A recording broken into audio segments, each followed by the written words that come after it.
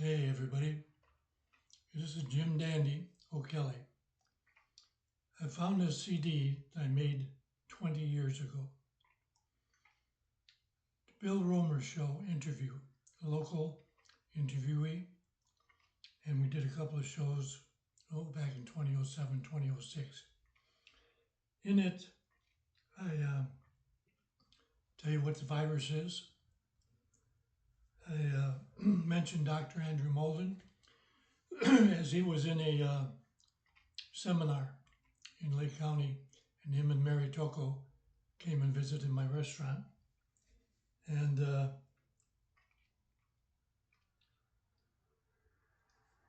well, there's so much stuff in here, but see the reaction on Buddy Bill Romer and Buddy Pearson when I said we were doctors, and then you hear Buddy Pearson's comment at the end of the tape. Buddy didn't believe me about viruses at the time, 20 years ago. And he did when I got done with this CD. So I'm going to play it. I want you to listen to it and learn from it.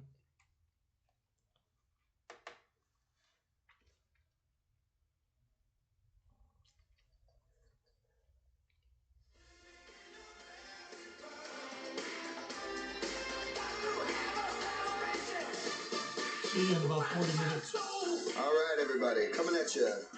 98.3 WVLP, the Vault, and the Vault, and coming at you like an incurable virus. We got here.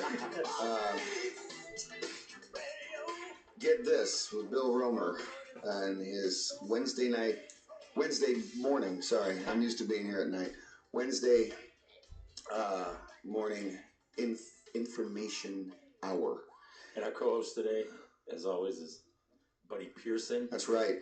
And today we got with us, we're going to be talking about vaccines today.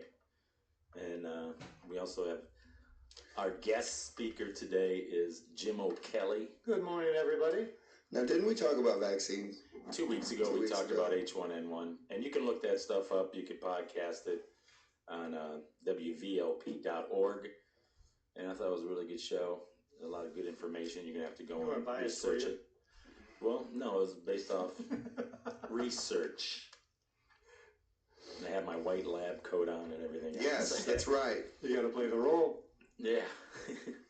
Now, again, you know, we just want to put out there that we are not doctors. We don't play one on radio or anything. God. We just base this off of research that we've done on our own, which you can do, which we suggest that you definitely do before you do anything rash. And we'd also like to say that the opinions expressed here do not necessarily represent WVLP and all of its volunteers. Yeah. So we just want to say that what we're giving today, or Billy's giving, and Jim as well, is information that you might have not heard before, might be slightly different to you, might be slightly quote-unquote out there, but it's probably not. It's probably somewhat truthful, and it's something that you should look into and do your own, like Billy says, do your own research. So if you want to call in with any sort of questions or anything like that, feel free to do 476-9000. I'll be answering the phone calls. If you want to go on the air, you're more than welcome to. So basically, that's all. That's all I got. Nothing. In one technical sense, we are doctors. Wait a minute, Jim. Just a minute. Let me finish it. Wait, Jim. Put it on. You're safe. It's okay. It's going to be fine. Put it on. You're on. Okay. We are doctors in the sense of the word literally means teacher. The word doctor can apply to anybody who's a teacher of anything. The word medical doctor is a misnomer because, in my opinion, these people don't teach anything anymore. They are pill pushers, and they cut out vital organs. That's not the literal meaning of the word doctor. So in that sense, we're teaching you something. We're telling you and asking you to go out and investigate for yourself and to find out the truth, rather than just believing everything you've been taught in your biology book back in the sophomore year of school. Well, we're not licensed doctors, that's for sure. We are not licensed medical physicians. And as far as teachers, well, you're going to have to go out there and do your research, and hopefully we're teaching a little bit here. Most definitely. Now, Jim O'Kelly, Jim O'Kelly says, and this is very important. I've met Jim a couple years back, and we've done a couple shows together. And you can look those up here at WVLP. Don't vaccinate until you investigate is his main phrase. And he's been doing a lot of studying on this. Jim, give us just a little background about yourself, if you don't mind. Well, it's hard to give a little background, but we'll try our best. I got 35 years into this. When I say 35 years, I mean I've studied this and do today on a daily basis. I study more in a month than most people study in their entire lives on this issue. In fact, most people don't even question it. I was at the drugstore yesterday, and people are lining up to get this flu shot, signing waivers that they can die from this shot. And they don't question anything. So my background is basically I had a daughter that was injured by a smallpox vaccine in the 1960s. I went through the medical profession for 3 years until it finally dawned on me they don't have a clue to what they're doing about the cause of disease or the cure of disease. I left them and got into the health field.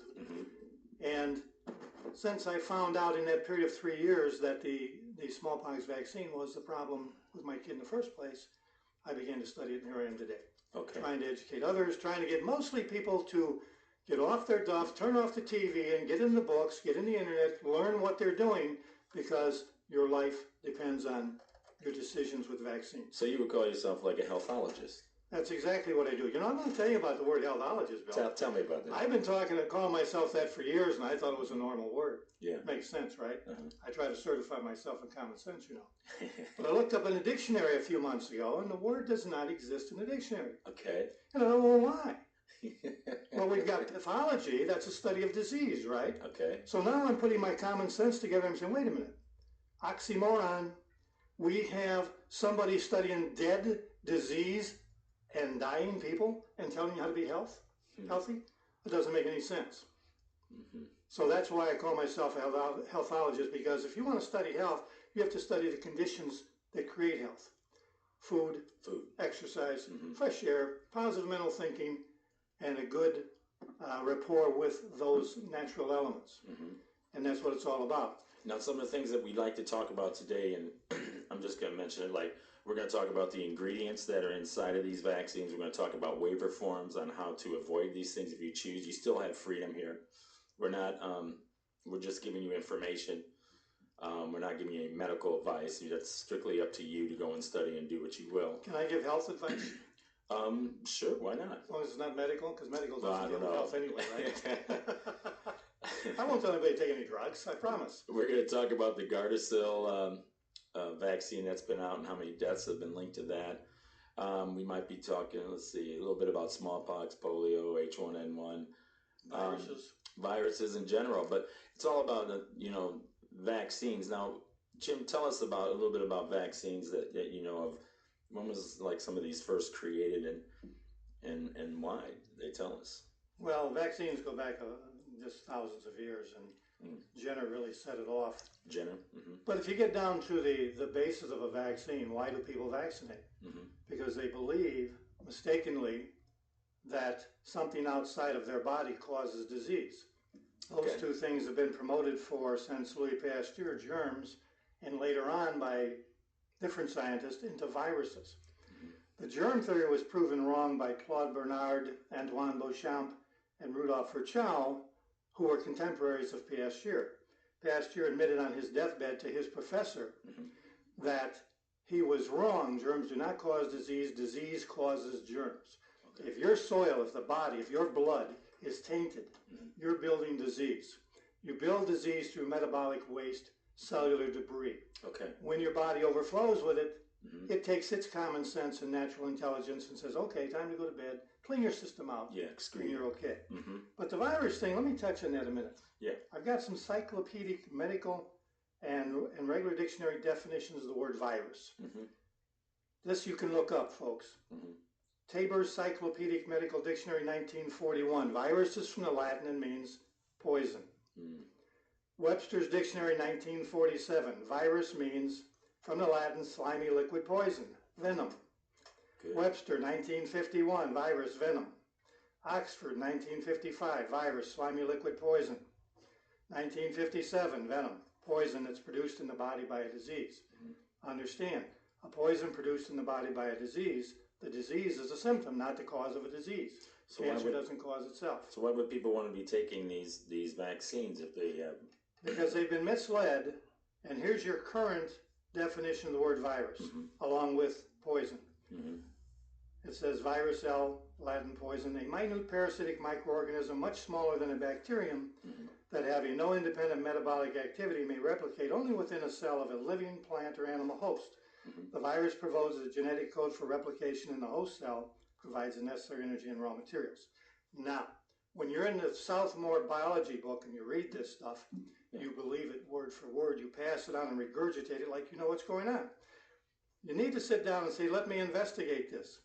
This is a microorganism, a living thing that has no metabolic activity. Metabolism simply means two parts, anabolism and catabolism, the building up and breaking down of cells. That's what the word means. When your cell dies off, it becomes a poison. They're telling you that this thing has no living attributes.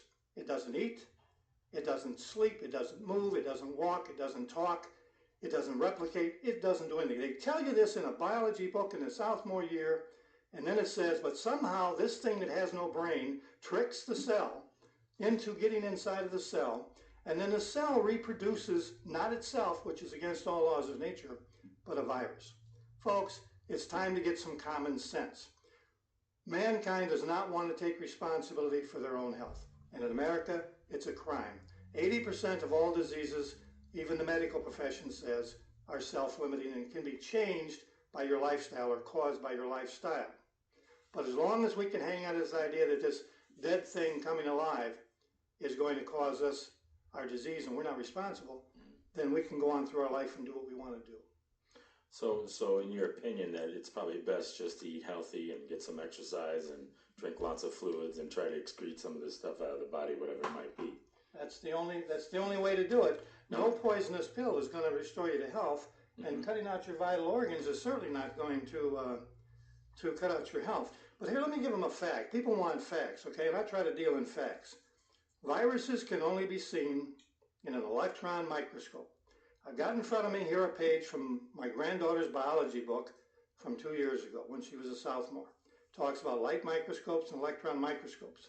And here's the point. They categorize these into two different types, scanning electron and another one. It's not important. Because electron microscopes require a vacuum to operate, samples for both TEM and SEM microscopes must be preserved and dehydrated before they are placed in a microscope. This means that living cells cannot be observed with an electron microscope. Folks, there it is. Look it up. It's in your biology book. If it's dead, it's dead. And because somebody promoting and making money says somehow this thing magically comes alive without proof, there's no reason anybody should believe it. Well, then what's your thoughts on things such as AIDS or things like that? AIDS? Yeah, I mean... We've got a call here. All right, let's do this. Hello, how are you? Hi, I'm fine. How are you guys today? All right, no problem. Can we have your question? Yeah, I was kind of wondering. My children live with their grandparents, and the grandma's a nurse. Okay. And every time they get a runny nose or cough, she takes them to the doctor that she works for and gets them on antibiotics. So my daughter's 5 and my son is 4. Okay. Is it healthy for my children to be pumped up on these antibiotics every time they're sick, being that young? All right. So what's the question? Is it healthy for her young children to be pumped up on antibiotics every time they're sick? Like every time, runny nose. Every time they're sick. Every time they cough. Runny nose, just like the instance that they're sick. Yeah. The very instance that they're sick, they have a runny nose or something like that. They're pumped up. When I was sick, I just kind of worked it out and it was gone in a couple days. But, okay, listen, let me wait, something. hold on. On antibiotics. Can I have headphones? Oh, can I have it? Yeah. Hi, how you doing? Hi. Okay, so state the general point again, so Jim can hear it real quick. Well, my 2 children live with their grandma. She's a nurse, and every time they get sick, she runs to get them put on antibiotics from where she works. So basically, they get a runny nose or cough, they're on antibiotics. And as a kid, we just kind of worked it out. If we got really sick, cough medicine, but, you know, every time my kids are taking pills for just a common cold. And, I mean, with their immune system, they're so young. Are these antibiotics even helping? Are they going to... Okay, so is that your question, ma'am? Are antibiotics helping? Yeah. Okay, I'm not going to give you advice on what to do with your children or your Well, no, I was just wondering. I don't think that it's right. They should be put on antibiotics every time they get a cold. All right, well, then that's a decision that you have to deal with your mother. But the point is this. Antibiotics mean anti against, biotics life. Antibiotics are poisons. Strictly, they have no healing properties in them. They do not act on the human body. They are all designed based on the germ theory, which says that the germ caused you a disease. The antibiotic will kill the germ, and therefore you'll be healthy. This is where you have to do the studying yourself and researching and use your common sense. I've not taken an antibiotic or a drug for 42 years. I've not been to a doctor. When I was a child and I was sick, I went to bed and I let my body clean itself out. Does that help? Yeah, I just didn't know if it was completely healthy to put them on pills every time they had a common cold. Well, see, I wouldn't tell you what to do, but I've never put my own children on drugs, ever. I mean, if they were in my care, I wouldn't either. I just didn't know. Oh, you're saying that they have custody of your children? Yeah, they live there. Tough problem. She's a nurse, and she's just got them on pills every time they get a common cold. Oh boy, see, that's what nurses are trained and taught in medical school when they're about 19 years old, and they really don't think and question themselves. Yeah. I've read the pharmaceutical nurses training book. You should get a copy over at Barnes & Noble's. Oh, okay. And it'll show you all the things that these drugs do and tell you the non-comical or the nonsense of giving people drugs. But they don't learn these things when they go through school. They just memorize and regurgitate what that book said. And it's drug companies that are telling you to take the drugs. It's the advertisements on TV. But you have a problem. You have to educate yourself to deal with your mother. Yeah, well, ex-boyfriend's mom. Her ex-boyfriend. Yeah, it would be easier if it was my own mother to be able to talk to her. So, yeah, I just kind of wanted a little bit of advice. I didn't know that my kids are so young, and I don't think their immune systems are even where they should be. And, you know, antibiotics, I don't think that they can learn to fight off. Every time you take a drug, you will cause some sort of problem to the liver or the kidneys because that's what excretes the poisons from the body. Okay. So if a person is taking drugs, no matter who it is, if they're strong enough to overcome the drug, they're going to get healthy, but it isn't the drug that got them healthy, it's the body that got them healthy, in spite of the drug. Okay. And there is absolutely no proof to prove otherwise. Okay? All right, thank you so much for your time. Thank you for calling in. Stay tuned. Thank you. Bye. All right. There you go. First caller. Deal with that. All right, so let me go back. Thank you very much for calling in. And, well, Jim, you got to let some people talk here. All right. I get wound up. No, I know. I understand. It's you know, putting your thing down. I understand, you know, but we want to thank the caller for calling in. Once again, if you'd like to call at any point, 219-476-9000. Well, 219, but just 476-9000. All right. I'm done. Yeah. Again, we are not medical doctors, but we will, you know, we will be giving you information. Can I give 2 more points? Yeah, Jim, go right ahead, please. We said and determined by dictionary definition for 500 years the word virus meant poison. In front of me, Bill, you can see now, the readers or the listeners can't see this. This is a cover of a magazine from 1894, and it says, what does it say there, Bill? It says Virus Farm. Virus Farm. You see a picture, they're taking pus out of a cow and putting it into a child. Virus meant poison. They didn't invent the electron microscope until 1931. If you look here on this piece of paper, this is a cover of a magazine, The Medical Brief, from 1899. What does it say up there? Vaccine virus. Yeah. People have been misled about what a virus is. The word virus means poison, that's what it is. When they're giving you a vaccine, they're giving you a poison. And this is the deception of the whole thing. They've led people to believe it's a living thing, but maybe it's not, but it probably is, and tricks the body, and all this other mumbo-jumbo. So people say, well, I don't know what's going on, but they must know. Yeah. Well, the main thing, in my opinion, this is my opinion, is, you know, I personally don't believe in vaccines myself. And And at the same time, I prefer my body to heat up on its own and get rid of the poison that's in the body, and drink lots of fluids, good fluids, and eat healthy and exercise. You're a smart man, Bill.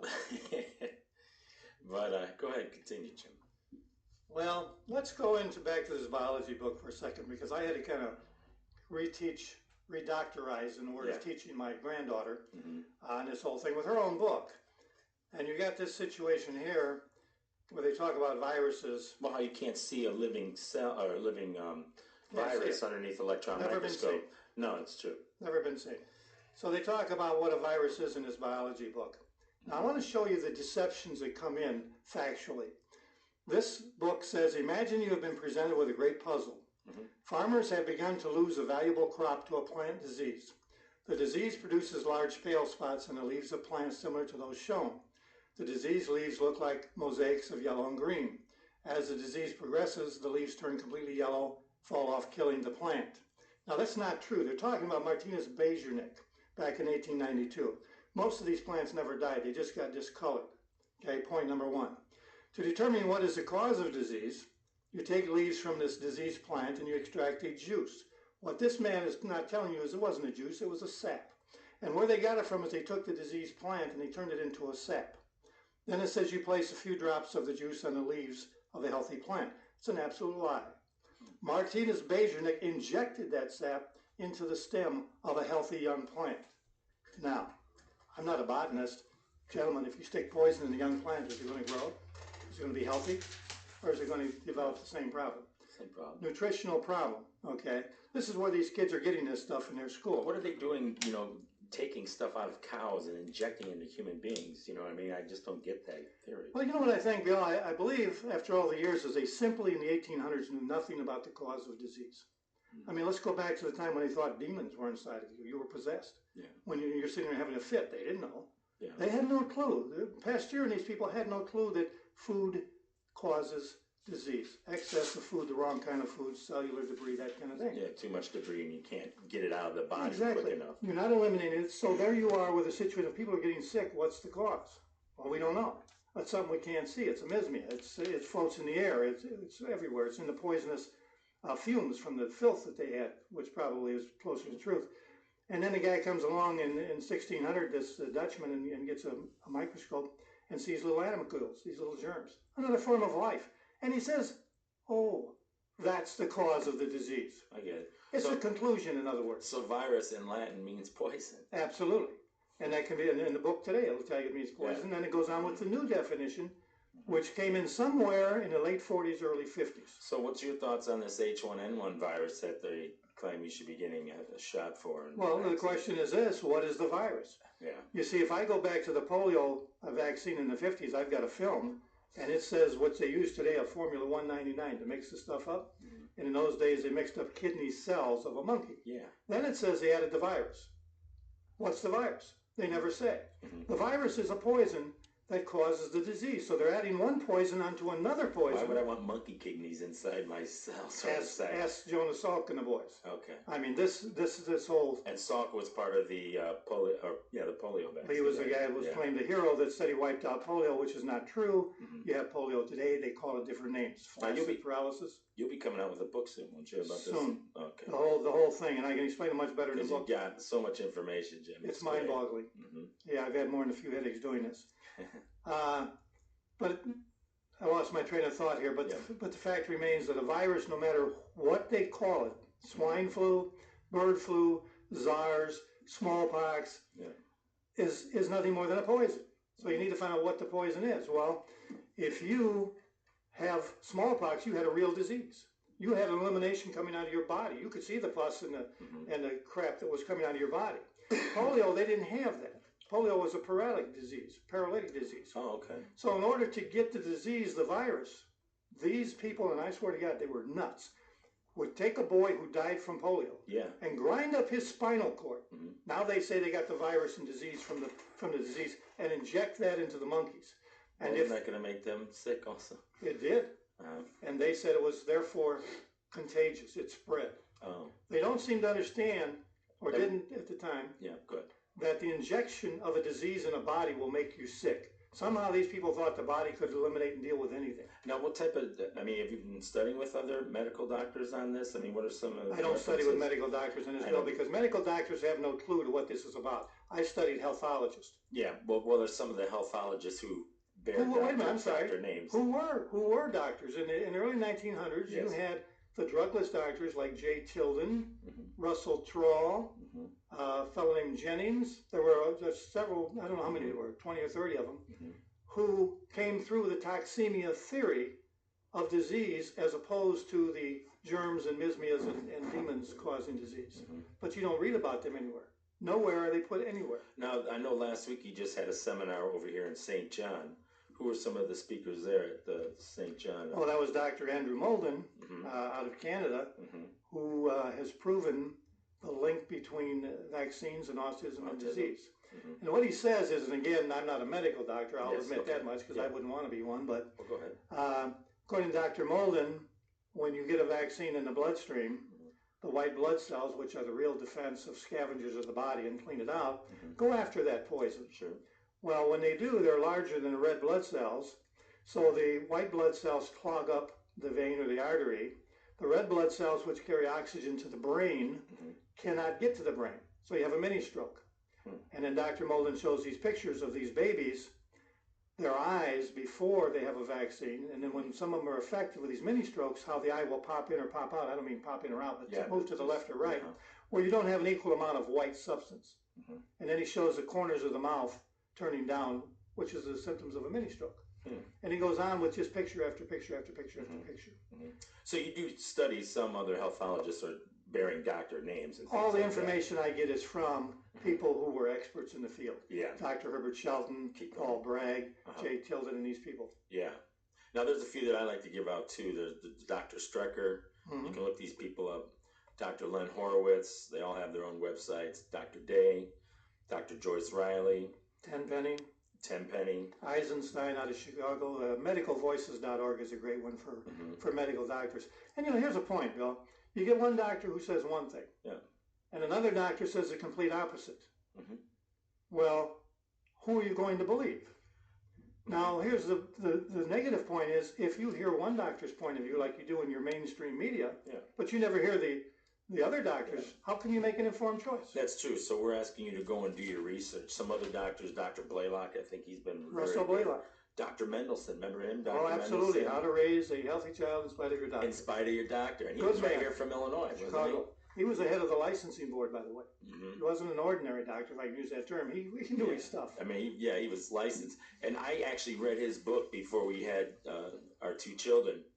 And he strongly opposed vaccines at the time. And when I read his book, I was just floored. And I started doing some more research on it. So, and then there's also Dr. Raymond Rife. There's a lot of these doctors you can look up. Now, you said you're over at... Wait a minute. How do you look them up?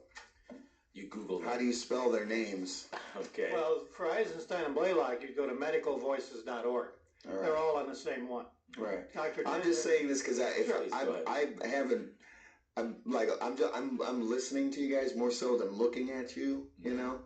And because y'all are ugly. Anyway, I'm just I'm saying like when I'm just listening, the sources go by so fast. Yeah, they do. I'm like, what? Okay, well, here's a source here, pandemicfluonline.com. Now, that's got a couple of doctors, Dr. Sherry Tenpenny and Dr. True Ott. Pandemicfluonline.com. Yeah, and then Dr. Tenpenny has her own, drtenpenny.com. Wait a minute. Dr. what? Tenpenny. Tenpenny. All right, drtenpenny.com. Yeah, these are all medical doctors. In fact, Dr. Tenpenny at one time totally gave and believed in vaccines. And she was at a scientific meeting one time some years ago, and some prominent scientist made a negative remark about a vaccine. She said, what is he talking about? Is he crazy? I learned that they're good. They saved the world. They wiped out all these diseases. So she said, I'm going to investigate this myself. She said, now when you investigate something, you want to go to the Supreme Court. If you're dealing with law, you go to the Supreme Court to understand what the law is about. She said, well, the Supreme Court of Medical is the CDC. So she went to the CDC, spent 6 months over there, and came back and said, I cannot believe what I just read. And now travels the world educating people on what they're not being told by the media, mainstream, or by their books in high school. Good point, Jim. And if you don't know both opinions, how can you possibly be informed to make a decision? Then you're just acting on belief, and to me, that's dumb. There's two things you need to be important about, Bill. Yeah. If you're spending more than $100 in money, you've got to shop right. And if you're talking about your life, you better ask the right questions, because if something happens to you, that guy goes on his vacation in his Mercedes, and you live with it the rest of your life. Good point. Don't vaccinate until you investigate. Absolutely. It's been your motto, so that's important.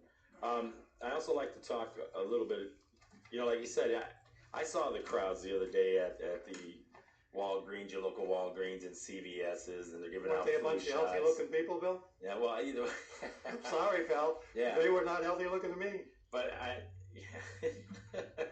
They're walking heart attacks and future cancer victims. I just mentioned, I remember this all going up, about 10 years ago, there was a Walgreens going up on every corner. Buddy, you said something. Every 36 minutes in 2001. See? Wow. They were smart. They did their homework. It just seems like, some of this stuff seems a little planned to me. That's my own opinion.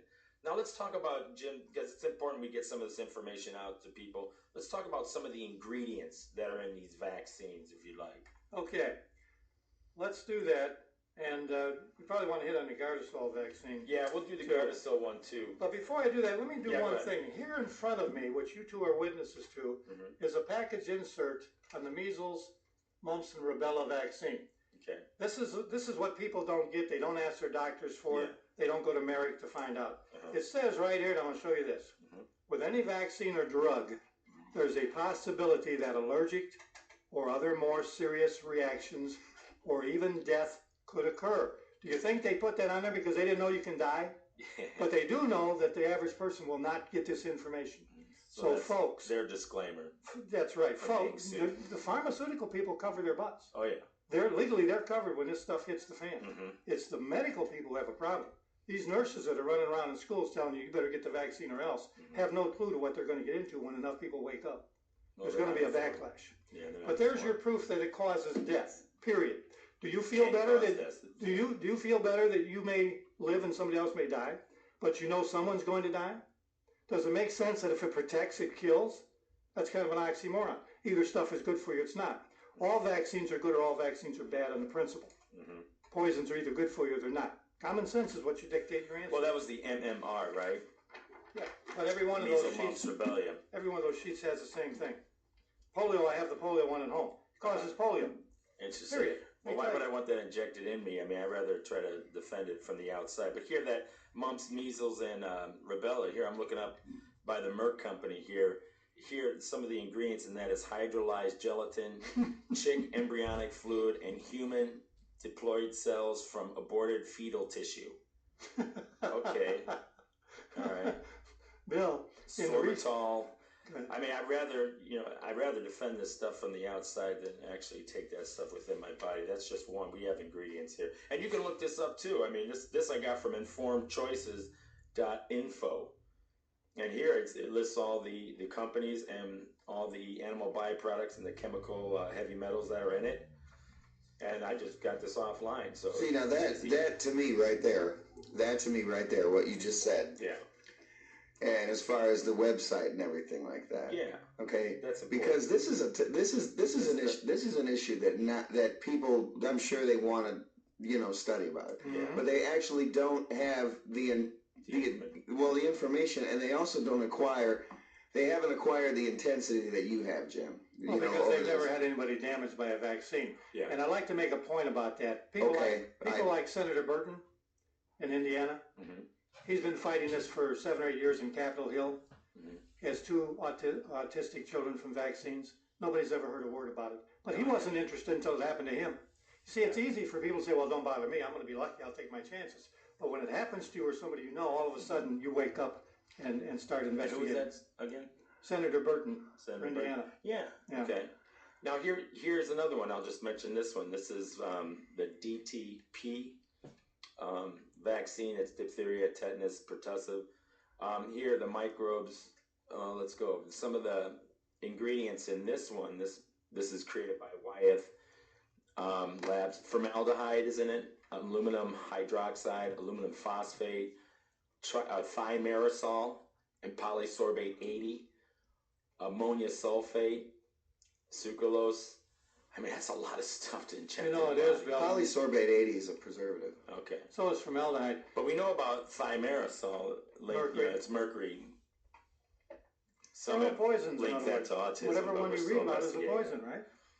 Yeah, it looks like it. They're all poisons. Here's an interesting point. You go back to our friend Martinez Bazernek in 1892. They used formalin, which is a form of formaldehyde, Okay. back in those days. And you know what? And this is going to be in my book. Yeah. Formalin, he discovered, delayed the reactions of the disease by Okay. 6 weeks. Didn't know that. Yeah, well, a lot of people don't know this. Most people don't know this. But formalin was also picked up in the early 1900s in vaccines, and our friends in the 50s with the polio vaccine definitely used formaldehyde doing that. And they knew the history that I'm learning, that I have now. They knew that history. Basil O'Connor of the March of Dimes wrote the entire bibliography book from 1799 to 1942 on everybody who ever studied vaccines. So all the information was there. They knew that formaldehyde will delay a reaction. Now, what advantage is that to you if you're selling the product and the vaccine gives you a reaction, but it's delayed for a few months down the road? Now, they also have vaccine cords, too, don't they, Jim? Yeah, vaccine cords. Yeah, that's basically A way of you protecting pay yourself. some money for every vaccine that goes to this fund. If you believe your child was injured, you know, I mean, if you had a child and you gave it a shot today and it dropped dead tomorrow, there's no doubt in your mind what killed the baby. But in their minds, it has to be proven, and they can't do that. But you have to go to court through federal medical doctors and give your case.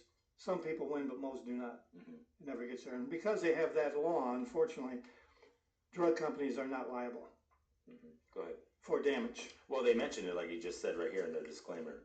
Yeah. Well, go ahead. Well, you were talking about ingredients, Gardasil ingredients here, and this, Yeah, according talk a to little Ted bit about Corn, Gardasil. this guy, he claims. Well, how many there's a deaths little- have there been already with this Gardasil, this HPV virus? I'm getting a couple of different figures, Bill. Yeah. The CDC says 44. Okay. One of the sources I read said 72. What difference does it make? What kind of government do you Oh, have difference. if one person dies, like in Japan, when the DPTP was killing these kids, they stopped it and they didn't even give the kids the vaccine until they were 2 years old. All of a sudden, you don't have any SIDS cases in Japan, which we have in America, where they die for no so-called reason. Nobody understands what's going on. But when people are dying like crazy and they're getting sick and everybody's sick and the vaccines, you have 40 vaccines pumped into kids. Every kid is sick with asthma and allergies.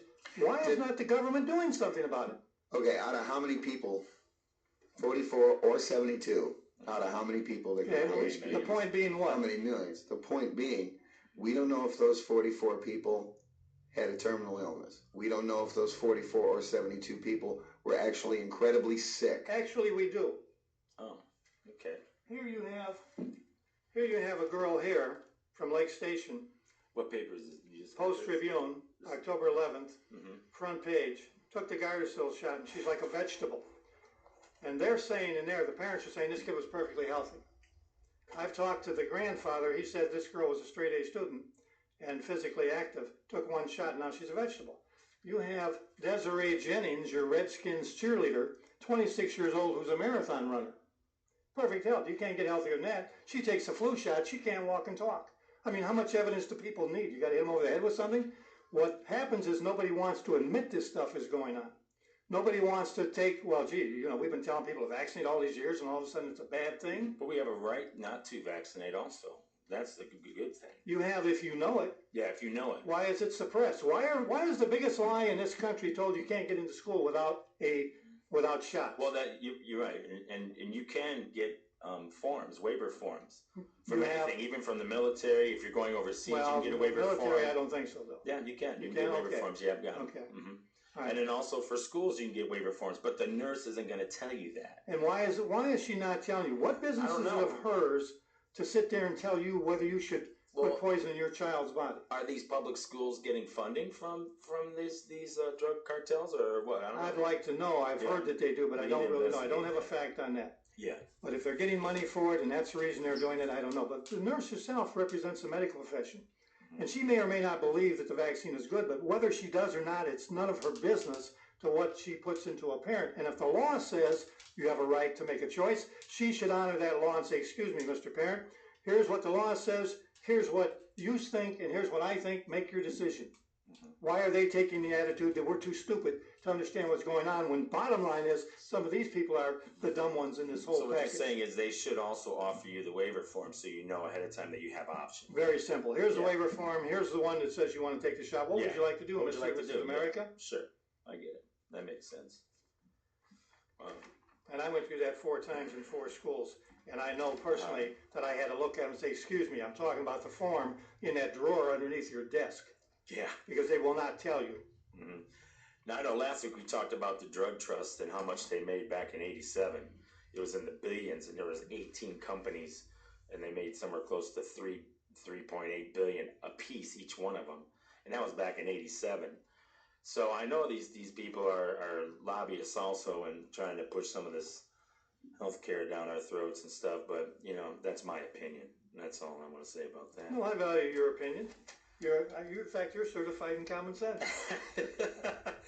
Now, you know, with this new H1N1 thing, you know, this still hasn't come out yet. You know, there was a closing at a school in St. Charles, Illinois, and they're saying that half the kids are sick, but they're saying they have flu-like symptoms. You know, so any flu-like symptom case, they're going to, you know, just say hopefully it's just a flu-like symptom. They're not going to hopefully come out and say, well, they all have H1N1. And we also talked about there's H1N2, H3N5. There's over 20 of these different type of viruses. So, you know, who's to say, you know, you go out, you get that shot, and then all of a sudden you think you're guarded against, now you have H1N2. I mean, and same with the flu shot. They tell you, well, this isn't really going to guard you against the flu this year, but this is last year's flu vaccine. So it'll guard you from last year's flu vaccine.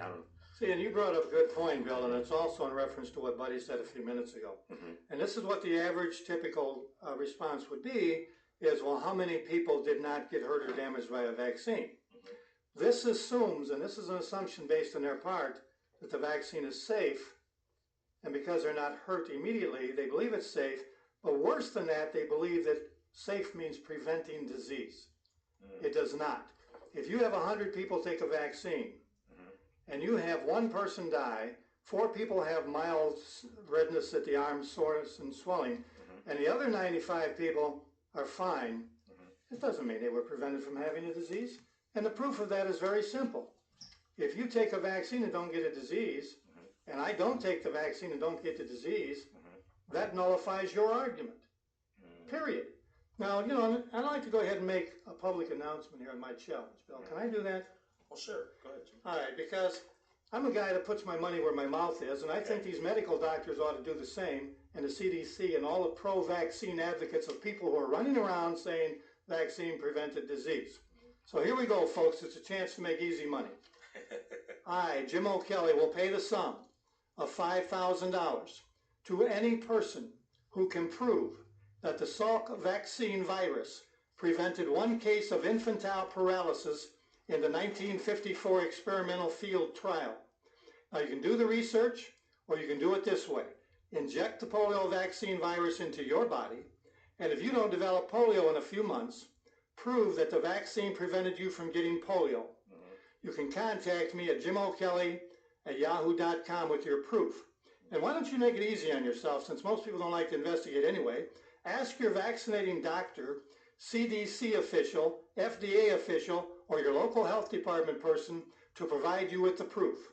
They do have it, don't they? Okay, there you have it, Jim. Thank you. Now, how can they get a hold of you? I said that. Yeah. Oh, you did? Okay, yeah. Good. Now, I've got an article here. This is on rense.com, rense.com. Swine flu vax of 2009, unlicensed and untested. And this is by a Dr. Tim O'Shea, O-S-H-E-A. The Sanctity of the Blood was his book. And oh, really? Mm-hmm. Wrote a good book, great book. Okay, and when I was reading this article, which you can get on rense.com, rense.com, this doctor says it hasn't been licensed yet, and that it takes a year to license something, or at least up to a year, and they've only worked on this for about 6 months. And then we talked about the Baxter Laboratory that's creating this H1N1 doses. They have 4.9 billion of them that they're creating at $10 a pop. they're going to make $400 billion from all these countries out there just in one shot. Now, Jim, I want to bring up again this Raggedy Ann story. It's just that, Great story. Yeah, I want to bring it up again because a lot of people remember the Raggedy Ann. I looked up Raggedy Ann on Wikipedia. Yeah. It's the first story. It was right out of the gate. The first paragraph. And Wikipedia is probably the worst place in the world to find any information. But that's. I'm just saying, Jim. Whether you think it's the best or the worst, that's where most people go. Really? And that's too bad. Let's get them to change their mind and go on. Well, go ahead. Well, that's the first. That's the first place that people go, and I looked that up, and that was the first paragraph on Wikipedia. Hallelujah. So tell us a little bit about this Raggedy Ann story. Well, if I'm pronouncing his name right, Johnny Gruel was the creator of the Raggedy Ann doll. Johnny had a 13-year-old daughter named Marcella, and the school, and this how far back this nonsense goes. The school vaccinated that child with smallpox without the father's permission. Mm-hmm. What year was this? 1920? In the 1920s somewhere. I don't have that date right down. Mm-hmm. Without his knowledge and permission. I mean, where did they get the right? Where does anybody get the right to put a poison in your child? That child is yours. Anyway, dolls in those days were made with hard porcelain faces. Ceramic, or whatever that was made out of. Wood. And so when Marcella died, he made before she died, he made Raggedy Ann for her because she was kind of lifeless. And that's why she's kind of a lifeless doll with the soft, whatever they made that doll out of. And so she became the symbol for the anti-vaccinator, was the Raggedy Ann doll. All the way back then. All the way back then. Mm-hmm. I mean, Bill, I have books from the 1800s written by pro and anti-vaccine people. Mm-hmm. They were there when we had smallpox. They were there when we had these diseases. They had the factual and biased opinions of that day, but they knew what was going on. These people today that are in medical field have no clue. They've read a book by somebody who steered them in that way. Mm-hmm. This is WVLP 98.3, and today we're talking about viruses and vaccines. And our guest today is Jim O'Kelly. And some of the things we talked about earlier, again, is some of the drug trust companies, how much they're making. Ingredients. It's real important that you go out there and find the ingredients. You can get it right online on what's in these viruses right now. What's the name? What's in these vaccines? What's the name of that site that you listed earlier? Informedchoice.info. And you can get, the name of the vaccine and the manufacturer and what's in it. Like I said, we had talked about earlier, chick embryos to monkey kidneys and then some of the stuff that we talked about earlier was thimerosal. Thimerosal is mercury. And we know that there have been other doctors that I've studied that they say that damages the brain. And, we've seen so much rise in autism, ADD, neurological diseases. And some of the doctors that I've been searching is you can go on tetrahedron.org. That's Dr. Len Horowitz, tetrahedron.org. You can look up his stuff. Dr. Blaylock is a real good one, drblaylock.com. I think he's incredible. I also did studies with Dr. Mendelsohn. He's no longer with us. I've read his book years past before I had children and decided not to vaccinate. And they're healthy as anything. They're just fine. Dr. Lorraine Day, she's another one. Dr. Strecker is another good one. If you want to understand microscopes, there was Dr. Raymond Royal Rife back in the 30s after he found out that he could see some of these things without killing it underneath the microscope. He created a microscope, and his stuff is real interesting, but his lab was burnt to the ground after he discovered these things. And we're also talking about waiver forms. Now, Jim, where can they get these waiver forms at? The school provides them, right? Yeah, they did, but I would look twice at what they're doing now. What they're giving out. Stuff around. Yeah, that's smart. All you need in Indiana state, right? is the state, right? All you need in Indiana is a religious form, and all it has to do is say, it's against my religion, or and that's philosophical. It. Well, philosophical we had in 1976 to 1993, and for 17 years they lied. Nobody ever told anybody. Nobody knew we even had it. Now they're trying to get rid of the religious exemption also. Oh, wow. So we need to be on guard for that. Yeah, the power of the drug trust. That's interesting. But you can get waiver forms right over here at the courthouse, or The health department, you should be able Health to. department. Okay. All right, we've got A call. we got a call. Yeah, caller here. All right. Hello, you're on VLP. Hey, Bill, Jim, good to talk to you guys. Hey, thank you. Hey, Jim, it's Benny. Just wanted to call in and give you guys my support today because it's what you're doing out there today is a brave and very important thing to do. Well, thank you. What is? Being out there and supporting this, I just thought it was funny how all people get so upset about the anti-vax crowd. And I remember as a kid, I asked my grandfather, it was World War II, why the Japanese attacked America. And he told me people don't attack things unless they're afraid of them, and they're not afraid of something unless they're afraid they can be beaten by it. So Right. we must be doing some kind of truth here that's getting these people upset, or we wouldn't be ripped down, torn down, and all around belittled on a daily basis by the people who are in positions of power with these pharmaceutical companies. Jim, you couldn't hear that? It's being pumped right through the speakers here. Hi, how you doing? Hey, Jim, it's Benny. Hey, Benny, how's it going? It's going well. Just wanted to call and give you guys my support, that's all. Thank you. Yeah, you make an excellent point. People are afraid, and they're made afraid, and fear and intimidation is the tool that is used instead of education, logic, and common sense. And I think people like you and Bill and Buddy and I and people that we know are trying to get people to open their minds up a little bit in order to do this investigation so they can make that decision themselves. Unfortunately, Benny, as you know, unfortunately, most people who run this country or are in business think we're all stupid. Yeah, and it's a matter of we're not telling people not to do it. We're telling people think about it. Exactly. Look it up. Just make your own decision instead of going by what everybody else tells you should do, which is exactly what the doctors tell you. Exactly what this Captain Stability says, that you must get it. Why must I get it? Don't have any reasons there. We're saying here's the reasons why you should look into it. Exactly. And that's somehow the quackery about it, but blind following seems to be completely sensible. Right, and look, Benny, when people get on TV and see these commercials for these drugs and vaccines, now what they didn't do a few years ago, they're sitting there telling you can drop dead and have all these problems, and people are still running down to get this stuff. So part of the problem is the people themselves who either are too lazy or want to believe or don't want to take the time, and those people, unfortunately, will never get to. And it's all fear-based because they're told you don't get this, or guilt-based. You could be killing your child. You could be killing other children. Yeah, now they're getting ugly about it. Yeah, and it's amazing because, well, you know where I work, but I came by that area again today, and there, again, 50 people lined up to get injected with this diseasing shot and being told to come back for the H1N1 in a few weeks when it's there. And hey, Benny, let me make a point while we got a few minutes here because Sure. you were part of this. We did our vaccination education class a couple of months ago at the courthouse, right? We did. And you remember the gentleman that came up to me, he was for health care, and he said, can I ask you a question? I said, no, I'm not here to debate the issue. I do remember that. Okay, well, he was there the other day, and he came to me and real soft, very nice, and he said, well, Jim, let me ask you a question. What about the unvaxxed kids going to school? They are going to infect the other kids. And I looked at him with disbelief, and I just toned down. I said, well, sir, if you take a vaccine and you're protected, why would you be concerned about me?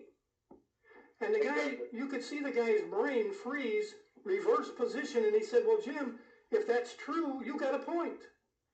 And that's all it is. Now, we never thought about it. Exactly. Never thought about it. And who's promoting that kind of non-thinking? The drug people, the vaccine people, the federal government, and the people who make money off this stuff. And the drugs themselves can cause you to be a less intelligent, less discerning individual because the aerosol, mercury itself, is a neurotoxin. Absolutely. And now there's also squalene in there too, and that's been linked to the Gulf War syndrome.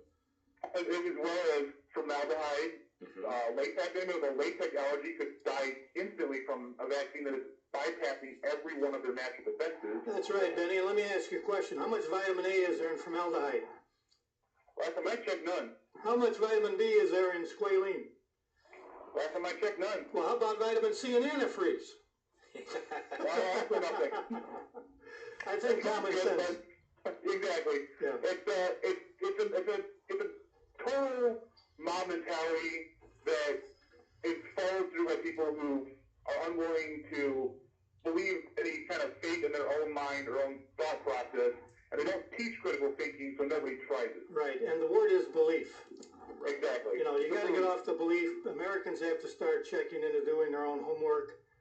This belief stuff is just causing more misery and suffering and death and destruction than any other word in the English dictionary. And if they realize that most of these vaccines come from overseas, they aren't produced here, they might also think about what else is being That's right. Foreign countries. transmitted through this. Some of them countries don't have a high regard for Americans.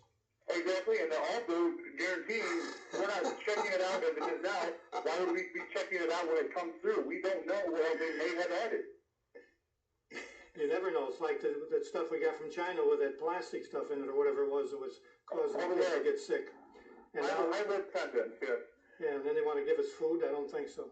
All right, Benny, we got a few more minutes here. I hate to cut you off, but we want to No, it's okay. want to Take my summarize call. it. Thanks, Benny. All right, thanks, Benny. Have a good day. You too. Bye-bye. All right, I want to sum this up real quick though. The thing that cracks me up though is that everything you were saying today was somewhat factual and pretty informative until you went, well, they might have a disdain for Americans. It's no that You do. A lot of countries have no. I know, but respect that has no validity whatsoever. Okay. I mean for us. that. Oh, I think it does. I think that has You no do some validity research whatsoever. on that. Is that a scientific fact? Well, We're talking science- about science. We're Okay, talking about science today. Science. You Yeah. want to talk about science? Good. Let's go back to our biology. Wait a minute. You've brought up points the entire hour. Can I at least say one thing? Certainly you may. Go right ahead. Okay. The point is that like, if you have all these scientific facts, I'm willing to believe them. I'm willing to take them Okay. into my, I don't want you to believe them. I want you to investigate yourself. Exactly. But the thing is that it sparks, a little bit of belief within me. Okay. So with that, okay, but then to automatically go, and we've been talking pretty good, this whole time. And they're like, well, you don't know how much they like Americans. I mean, it made me laugh because it's No, I heard you. it made me laugh because it was like, wait a minute, like the conversation just degenerated down to like a sixth grader, like, well, I don't like you, or you don't like us, that it just didn't make sense to me. Well, buddy, have you not seen the TV commercials over the years? I mean, the newsreels where these people are burning our flags in other countries? But do you actually think that the people that are making the vaccinations No, sit I on didn't top say of a that. large hill with their fingers curled together going with a sinister laugh? Well, they might be, but the fact remains if China's making vaccines, Right. you have no clue to what's coming in that vaccine. That is a good point. But I would It's put that way. Yeah. But if we have all that's what I'm saying. Yeah. If you say it like that, Yeah. that makes a good point. Okay. Because the minute you start saying like semi-slanderous stuff, it doesn't translate well on the air. Okay. It just doesn't. Well, I think it's important that we all, look up those, those ingredients that are in vaccines. I think it's important that we all eat healthy, eat your fruits and vegetables, drink lots of water, try to excrete some of this stuff out of the body. And of course, this is my own opinion. I'm not a doctor. But look up squalene. Squalene. You can Google that, like we said earlier. You can look up a lot of things on H1N1 that's not, NBC, CBS, or what have you. Go ahead, Jim. Yeah, just like one last point about scientists. I've got the biology book paper here from the 15-year-old kids are studying in school. Yeah. A hypothesis is proposed scientific explanation for a set of observations. Scientists generate hypotheses using prior knowledge, or what they already know, logical inference, and informed creative imagination. Right. If that word doesn't scare you, I don't know what will. Imagination and science and facts and proof? Not even close. So in other words, scientists can say anything they want, and nobody's ever going to question it because now it comes out of their imagination. I would think that with all the info that you have, that you've been studying for how long now? Well, a good 25 years of heavy study. Okay, cool. That's awesome. You need a website, man. Yeah, do you have a Well, I'm website? going to get one. Right now I'm doing a book, and I'm finally tying that up. It'll be out in about 4 months. I would think that you need to tie both together. You need to release a website with a book. You've got a lot of information. Yeah. Unfortunately, It's only a 1 hour show. The radio show is, it gives you an outlet, but yet because of the time constraints, it gives you, puts reins on you. And I can't. Well, let's go over some of those websites that the people can look up. Yeah, we need to go over these websites. Now you can podcast this show if you didn't get it off. You're in the car or what have you. At WVOP.org. And it's Get This, and this is today's show, October 21st, on vaccines. You can also go to tetrahedron.org, which is Dr. Len Horowitz, drday.com, drblaylock.com. Jim, did you have some other ones you want to look up? I can mention these. Well, I like the medicalvoices.org because you're talking about credible medical doctors, allopathic doctors like Dr. Eisenstein-Meyer, who also has Home First in Chicago. He's got groups of doctors that they have babies, their parents have babies naturally. What's the Dr. Tenpenny one? That's her name, drtenpenny.com. And Dr. Russell Blaylock is in the medicalvoices.org. And if you start with them, you can take it wherever you want to go. Yeah. See, people only go deep into research to satisfy what their immediate questions are. So if they want to go light, they can go light. If they want to go medium, they go medium. If they want to go heavy, they can go heavy. Okay. Which I think they should do. Their life may depend on it, or that of their children. That's true. That's very true. And I remember, like I said before, I read Dr. Mendelssohn's book, How to Raise Healthy Child in Spite of Your Doctor. Just a terrific common sense book. Yeah, and he was a doctor here in Illinois, highly respected, and he was totally against vaccines himself. His first statement in that chapter is the worst thing that can happen to a child is to vaccinate the child. The first sentence in the chapter. Yeah, I would highly recommend that book before you do anything. But again, as Jim says, don't vaccinate until you investigate. Okay, and we're not doctors or anything like that, or medical doctors, so we just want to put that out there. But we have done some research for you, and now go do your own and become certified in common sense. Well, I will say that as far as shows so far, this has been the most informative and the best one. We thank in my opinion. We thank all the callers. We thank all the callers, and at least we know there was 2 people listening to us today. Next time we'll have 3. Yeah, and we just want to let you know that was a very, very good show today. And once again, get this, Jim O'Kelly, our special guest. And I'm Buddy Pearson, and first and foremost is Bill Romer, everybody. I'm the Bill Romer. Yeah, that's right. See you next week. We will see you next week with lots of mots. All right, take care.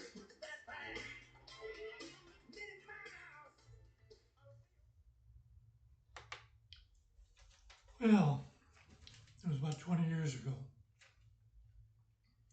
My new book, which I've spent several times redoing, now it's finished, proves that the Salk vaccine was a big lie in 1955. I have the original book report, 500 pages, where they buried the truth in there, the opposite of what they told the media. You can get my book on Amazon.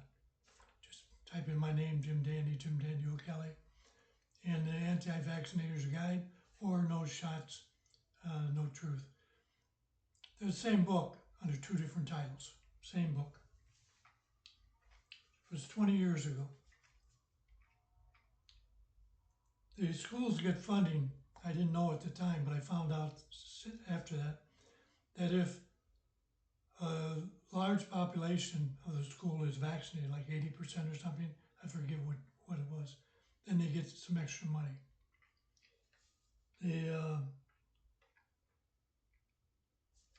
The Raggedy Ann story. I'd like to see the Raggedy Ann become the symbol of the anti-vaccinator of 2020-26. I got a little thing of Raggedy Ann hanging from my car, like that, and I got a t-shirt with a Raggedy Ann on it. I think that would be good. But there's a lot of great information in that tape, and that's all I got to say about it. Can't think of anything else. So, have a Jim Dandy day.